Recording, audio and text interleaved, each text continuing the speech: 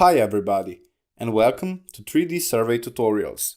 In this video, I'll be showing you how to use the Draw Points tool found under CAD functions.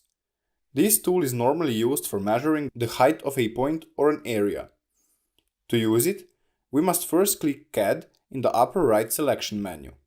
Next, we click the Draw Points tool icon, which is placed fourth on the right menu. To use the tool, we must first decide where we want our point to be snapped on. We have a couple of options, all located in the snapper settings on the right. The first one is point. To use it, we must have our point cloud selected in the back so we can snap the point to any point in the point cloud. The second option is endpoint, where our point will snap on any endpoint of an already existing line. The third option is midpoint, where our point will snap on any midpoint of an already existing line. The fourth option is called nearest, where our point will snap on any point on the already existing line. The fifth option is called center, where our point will snap onto any center of an already existing circle. The last option is called triangle, where our point will snap on any point on the surface of our 3D mesh.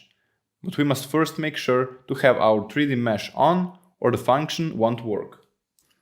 We can have more than one of these options turned on, but if we know exactly where we want our point to be, it might be easier to only choose the one we need.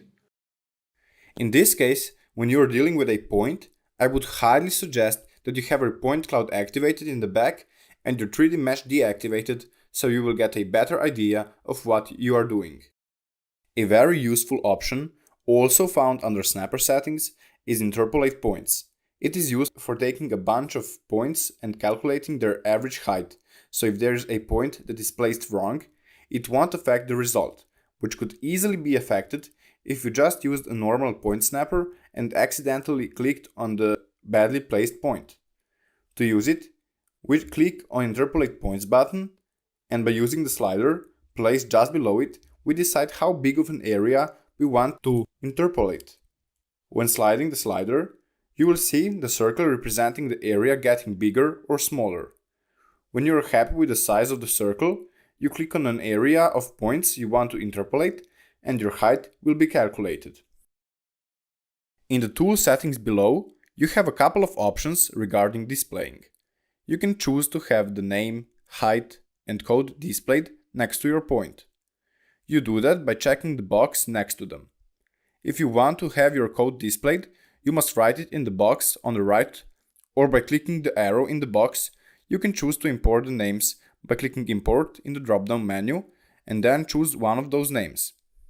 Also, all the names you have already used will remain in the drop-down menu, so you don't have to bother writing them again. At last, you can also change the font of the text by changing the text size number. Keep in mind, all those options can be easily edited later. For example, in case you have placed a point wrong, you can edit it using the Edit tool. To do it, just click the Edit tool icon placed first in the right menu. Then left-click the desired point and move it to the desired place. Here I will show you an example where I have put a point on the top of the curve instead of at the bottom. You can also edit the height of the point by changing its Z value. For example, if I want to have my point a meter higher from the ground. That is all for this tutorial. Thank you and see you next time.